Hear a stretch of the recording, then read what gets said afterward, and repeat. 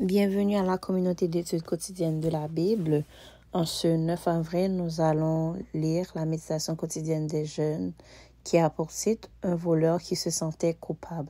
Le texte de méditation se trouve dans Psaume 130, versets 3 et 4. « Si tu tenais compte de nos fautes éternelles, Seigneur, qui pourrait subsister? Mais le pardon se trouve auprès de toi afin qu'on te craigne. » Un jour, un homme qui vivait seul rentra chez lui après quelques mois d'absence et à sa grande surprise, il découvrit que quelqu'un était entré par effraction pour voler. Le voleur avait entassé des objets dans le salon pour les prendre à sa guise, mais une chose en particulier attira l'attention du propriétaire. Sur l'étagère de l'entrée se trouvait un buste de Christ avec la couronne d'épines qui, au lieu d'être tournée vers l'entrée, comme il l'avait laissé, était maintenant tournée vers le mur. Il était évident que le voleur n'avait pas supporté que ses yeux de plate voient ses agissements.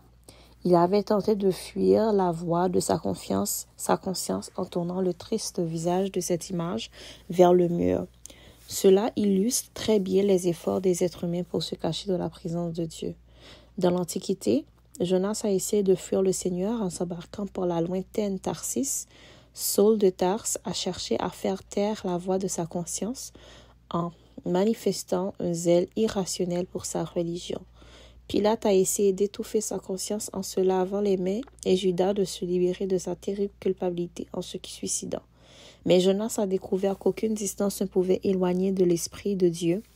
Paul a compris que même s'il était très occupé par les affaires de sa religion, il n'était pas hors de portée de Dieu.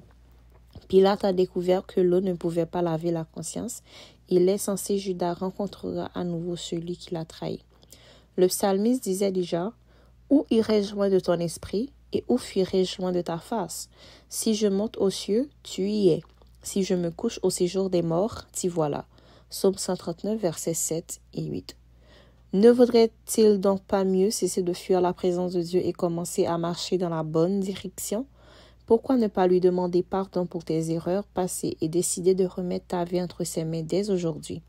Dans son livre The Mind of Jesus, donc l'Esprit de Jésus, Buckley souligne « La repentance consiste à inverser la direction de la vie pour regarder Dieu en face » à la page 44.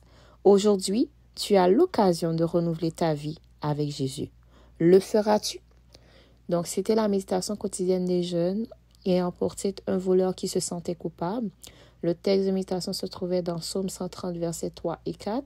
« Si tu tenais compte de nos fautes éternelles, Seigneur, qui pourrait subsister, mais le pardon se trouve auprès de toi afin qu'on te craigne. » Merci d'avoir été avec nous à la communauté d'études quotidiennes de la Bible dans le cadre de la méditation des jeunes. Nous vous donnons rendez-vous demain pour une nouvelle méditation. Que Dieu vous bénisse. Au revoir.